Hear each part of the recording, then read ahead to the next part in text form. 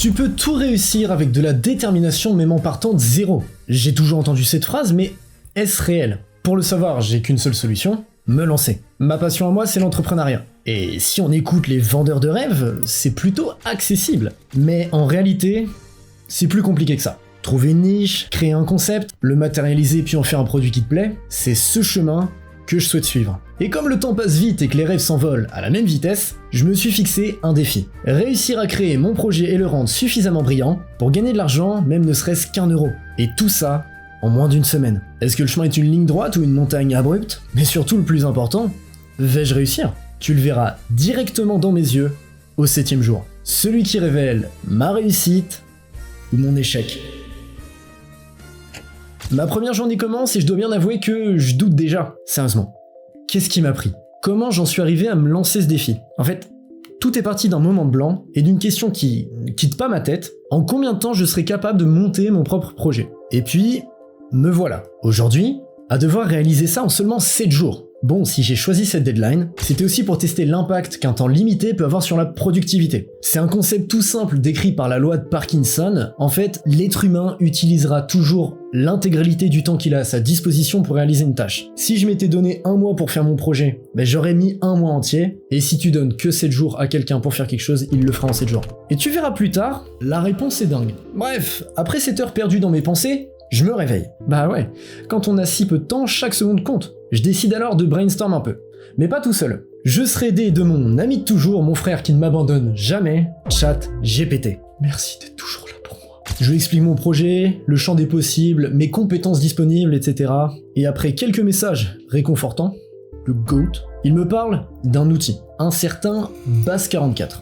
Je connaissais pas du tout à la base. Un outil qui offre un fruit béni à son utilisateur, la possibilité de coder sans savoir coder. Et si t'es abonné à cette chaîne, tu sais à quel point je ne sais pas coder. Là, les idées fusent dans ma tête. Si je peux magiquement faire apparaître une application, mon défi part très bien. Mais je suis un petit peu trop pragmatique pour ça. Le no-code, j'ai déjà essayé, il y a quelques années de ça, un outil qui s'appelait Bolt.new, et j'ai été relativement déçu. J'ai donc peu d'espoir, mais je décide quand même d'essayer. Après tout, qui ne tente rien n'a rien. J'ouvre l'outil, je tape mon prompt, et soudain, waouh, mon meilleur ami ne m'avait pas menti. Le niveau de l'appli est tout bonnement choquant. C'est beaucoup trop beau pour ne pas foncer. Alors c'est parti.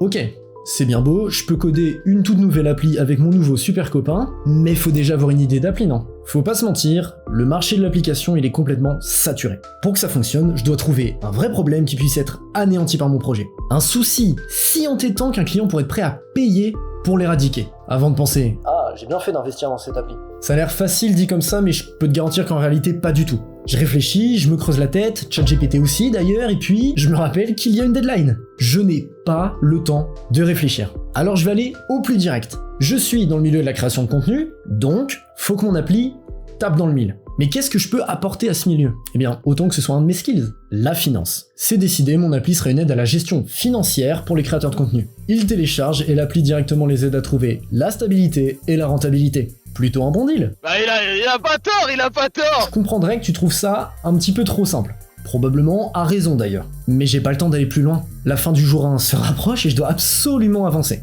Car si je ne passe pas la ligne de départ, comment je suis censé franchir la ligne d'arrivée? Le jour 2 commence à l'inverse du jour 1, je suis bouillant, motivé et surtout productif. Bon déjà j'établis les objectifs attendus pour réussir mon défi.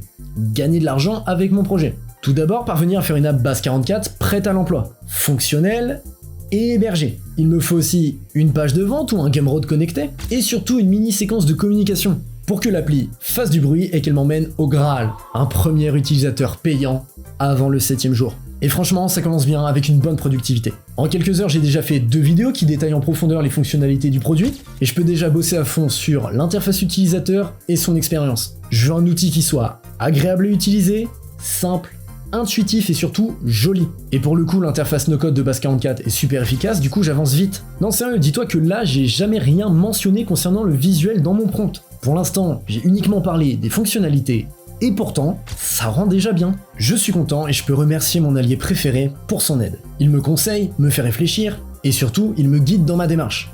Comment? Eh bien, il me fournit des prompts taillés sur mesure pour atteindre mes objectifs avec Base44. Ensemble, on va plus vite, sans erreur de syntaxe, le tout en s'assurant que Base44 comprenne bien mes demandes et les rende réelles. Et c'est un bon début.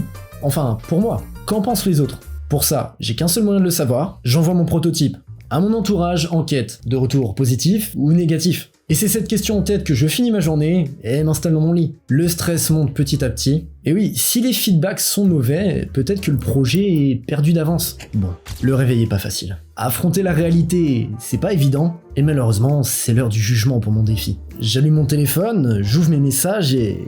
c'est positif, mon entourage apprécie, me donne des feedbacks et des corrections utiles, et j'avoue, ça me booste grave. Et à ce stade-là, je vais pas te mentir, je suis de plus en plus content du résultat. Mais je dois pas tomber dans le piège et ne faire que ça. Le challenge n'est pas de créer un produit en 7 jours, c'est de vendre un produit en 7 jours. Et c'est absolument pas pareil. Je pourrais créer la meilleure application et échouer quand même. Alors je m'y remets. Focus. Comme jamais, en fait il se passe pas grand chose, je corrige des bugs, je fais des petites modifications sur l'application, tout en planifiant la suite avec mon cher ami.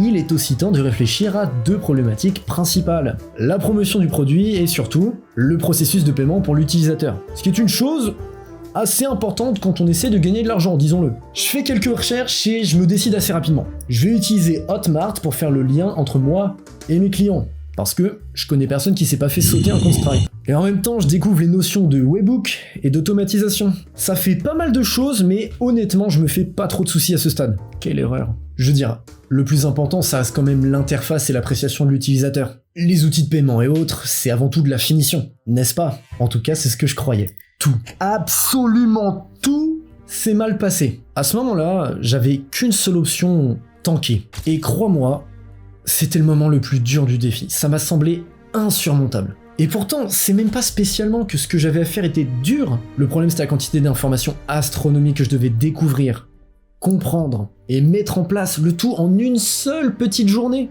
Pour que tu comprennes, je vais te donner un exemple, tout simple. À un moment, j'essaie d'automatiser la mise à jour du statut d'abonnement de l'utilisateur en direct sur l'application. En soi, c'est pas dur. Mais pour ça, j'ai dû me renseigner sur le webhook. Pour faire simple, est un outil qui envoie une alerte lorsque quelqu'un achète mon produit. Puis, en utilisant un outil qui s'appelle Make, cette alerte devait être captée par un bout de mon application, une API, qui ensuite va pouvoir faire l'action qu'on lui demande. Et bah juste ça m'a pris 12 heures. Et le pire, c'est qu'au bout de 12 heures, je me rends compte qu'avec la version gratuite de Base 44, tu n'as pas accès aux API de l'application. Bref, tout ça pour te dire qu'à la fin de la journée, je suis arrêté au même point qu'au début, tout du moins en ce qui concerne l'appli. Car oui, ces 12 heures de travail m'ont quand même octroyé quelque chose de très important, la connaissance. J'étais obligé de sacrifier cette journée pour pouvoir progresser. Enfin, c'est ce que je dirais dans un autre contexte. Parce que oui, là, ce temps perdu, il reviendra pas. La deadline, elle se rapproche, et moi, j'ai pas avancé. Alors quand la nuit tombe, ça va pas fort de mon côté. Je pars me coucher en étant abattu, en espérant vraiment que demain sera meilleur. Cette journée doit être meilleure. Même pas elle doit être meilleure, elle va être meilleure. Enfin, jusqu'à ce que quelque chose vienne tout gâcher. Retour au début de la journée. J'ai toujours la rage de ma journée numéro 4, mais je m'accroche. Et la motivation revient. La motivation revient, mais comme je bloque toujours sur le problème de l'automatisation, je suis obligé de prendre une décision. Pour le moment, je vais tout faire manuellement. Et à partir du moment où l'application générera des fonds, j'utiliserai cet argent pour faire l'automatisation. Là, malheureusement, j'ai juste pas le temps. Même pas le temps de souffler parce que maintenant, je dois attaquer la partie marketing. Je suis de nouveau en panique, mais c'est pas grave, on lâche pas. Heureusement, je trouve rapidement un angle d'attaque. Axer ma communication sur 2 angles différents pour élargir ma clientèle possible. Une pour trouver des clients qui utilisent le produit, une autre pour inciter les gens à prendre part au projet, rejoindre l'aventure et générer rapidement de la liquidité. Trésorerie essentielle pour la bonne avancée du projet. Le plan me semble correct, j'ai établi un planning qui correspond à mes ambitions. Primo, 2 vidéos longues sur ma chaîne YouTube, une par offre. 2 yeux, 10 shorts pour inonder les formats courts pendant les 5 jours suivant l'annonce. 2 offres, 2 stratégies. Honnêtement, ça sent bon cette histoire. Jusqu'au moment fatal. Alors que le tryhard est en cours, je consulte mon agenda. Et je me rends compte que je suis débile. On est le 29 octobre et j'ai complètement oublié que j'étais en compétition le 31. Oui, tu l'as compris. On est au jour 5 et il ne me reste pas 2 jours. Non, il ne me reste que 24 heures. 24 heures pour rédiger mes textes de vente, 24 heures pour préparer ma promotion, 24 heures pour mener à bien mon projet, 24 heures pour ne pas échouer. Un jour. Plus qu'un jour, un seul jour, bordel, je dois me bouger. J'écris, je tourne, je monte, je me donne à fond. Ma tension monte et peu à peu, le déni m'abandonne. Je vais pas réussir à finir à temps, c'est sûr et certain.